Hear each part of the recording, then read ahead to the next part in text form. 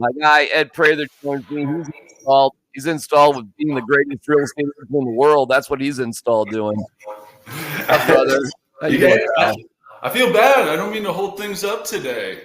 Oh, it's all right. It's all right. I'm glad to have you on.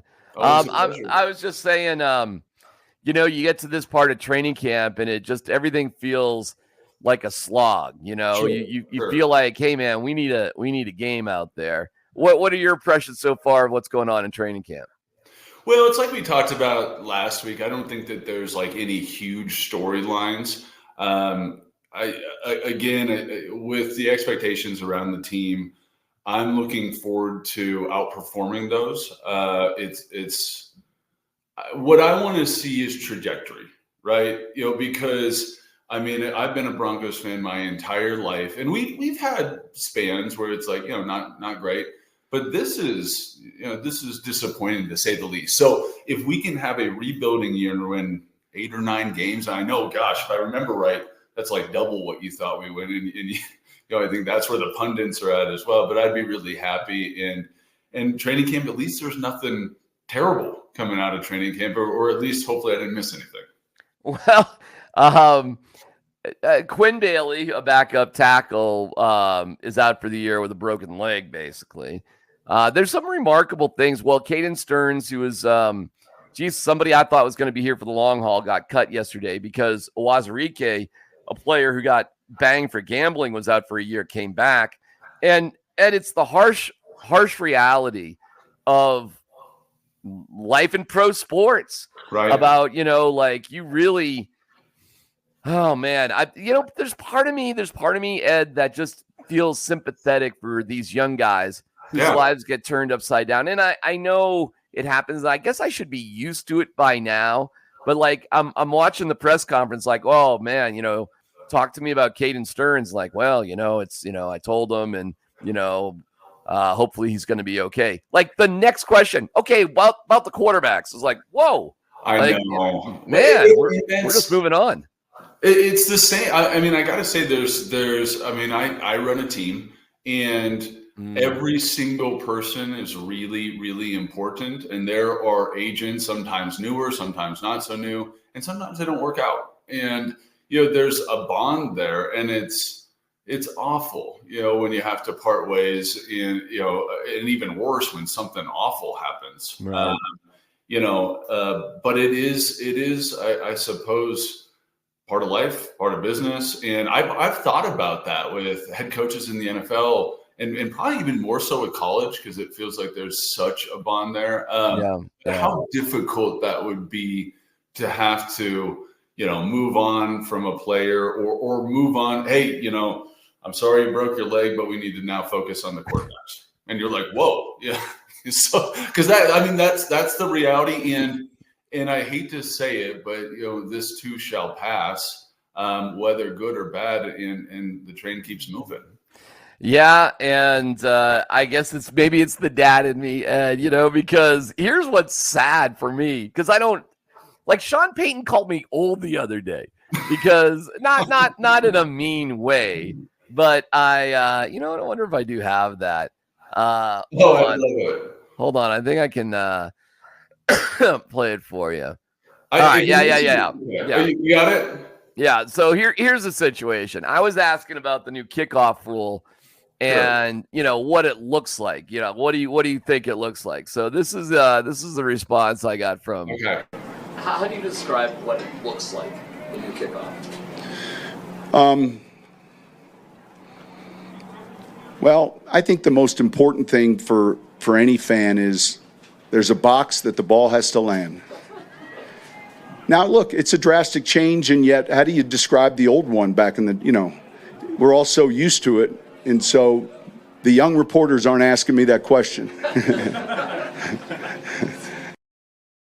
You know what I'm saying, man? What are you saying about me? What are you saying about me, Coach? You know what, D-Mac? I get that a lot in my office, if it makes you feel better. People are asking you about me looking old in your office? No, they are making it clear that I am out of touch. Oh, okay. So less specific about the kickoff rules. But I got to say, I was just reading about this the other day, and I still don't have my head wrapped around it. So I know now isn't the time, but I used to really push back at the changes, and it's like, can we stop like messing with this? But obviously we're trying to keep kids safe out there, or and with that changes, it's kind of exciting. You change the strategy, and I mean, I remember Belichick would take advantage of like any and all of these types of changes in the past, which is interesting. Wherever you can get an edge, right? Listen, I have said a million times, Ed, sports should be played as if it was invented yesterday. Meaning, if there's something that makes more sense, or technology, or whatever. You know what's funny about football? They change rules in football all the time. All the time. I mean, it's crazy. It's wild, man. There's always new rules or adjustments. And this year is the most radical because of the way it's going to look. And Sean Payton is for more of a standardization, because the ball could be at the 20, could sometimes be at the 30, sometimes it could be at the 40. It could be, and hey, dude, do not even ask me to explain it, okay? We'll all just have to watch and be okay, I guess it's there. But, we all are just mere mortals in our skin, Coach. Young reporters. Young reporters. The new wave. Okay. I'm sitting there and I'm like, how old do I look? Anyways, go ahead.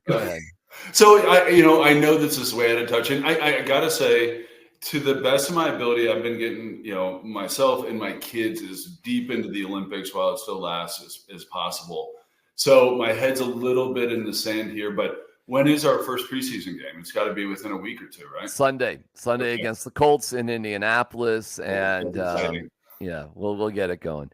All right, Ed, tell me about this week in real estate. Give me some good news there, if at all possible. Well, absolutely. And, over the last, actually like the last couple of weeks, but especially the last week, we've seen mortgage rates drop to now they're at year lows. We're seeing 30-year fixed get quoted in the 5s. And, of course, there's no free lunch. And we got some economic data around unemployment. And if you're paying any attention at all, you're seeing that the stock market is correcting, as they say. And so it's there's different things happening. The Fed, very much, we all are planning on a cut in September, which would continue to bring rates down. And despite sort of this craziness with the markets and stuff, you're seeing savvy buyers out there taking advantage. It's a pretty amazing thing to see when we've seen rates so high for so long, to see them come down. Well, I say start the conversation with Ed and his team at edprather.com. That's edprather.com. It's the best way to get a hold of Ed, and they'll reach right back out to you. And the Ed Prather selling series is very powerful. It shows you what Ed and I went through with Dominic and the 3 A's, Andrea, Ashley, and Abby. And it's a team effort the whole time. We know that. And I will say this about Ed, because I know it from firsthand experience. It doesn't stop once it's over. Like I still get little, hey, how you doings, and this, that, the other thing. So it's a relationship that with Ed and his team, it's a relationship you'll have for the rest of your life. If you choose so. I love that, though. I mean, it's such a big deal, whether we're selling a house or buying a home. Yeah. I mean, housing is a huge part of all of our lives, and we want to not ever lose that, just how important it is, every single transaction, every single move in and out of a house. All right, pal. I will talk to you later, and have a great week, my friend. We'll talk to you. Thank you, Ed. See you, Mac. See you, buddy. Bye. There you go, my guy, Ed Prather, at edprather.com.